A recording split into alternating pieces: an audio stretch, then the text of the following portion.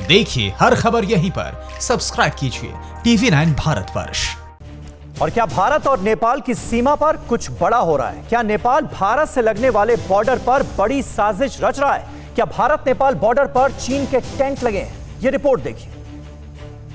ये सब जानते हैं कि चीन के इशारे पर नेपाल की नीयत खराब हो रही है और अब नेपाल तो डर्टी गेम खेलने पर उतर आया है।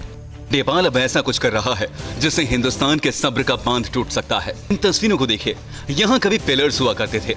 ये वो पिलर थे जिनके आधार पर भारत और नेपाल सीमा का निर्धारण हुआ था।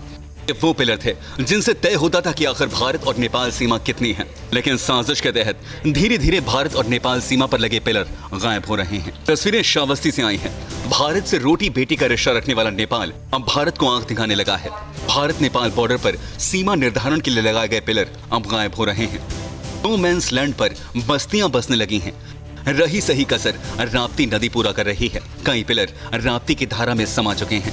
हालत यही कि अब नो मैंस लैंड पर मानव बस्तियां बसने की वजह से देश की सुरक्षा के लिए खतरा पैदा हो गया है। इसके बाद भी बड़े बड़े अधिकारी चुप्पी साधे हुए हैं। अवस्थी में 24 पिलर क्षतिग्रस्त हो चुके हैं। 7 पिलर गायब हैं, जिनमें से 3 मुख्य पिलर हैं। भारत नेपाल की सीमा का निर्धारण मुश्किल हो रहा है। इसके पीछे बड़ी साजिश की आशंका जाहिर की जा रही है। अब इस तस्वीर को ध्यान से देखिए। यहाँ एक टेंट है, लेकिन टेंट चिंता की बात नहीं है।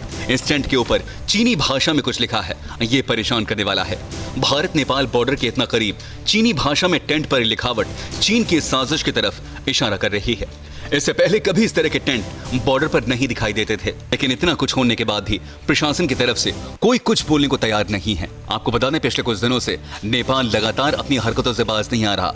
भारत ने उसकी हरकतों पर ऐतराज भी जताया है। फिक्र आपकी, सोमवार से शुक्रवार रात 9 बजे सिर्फ TV9 भारतवर्ष पर।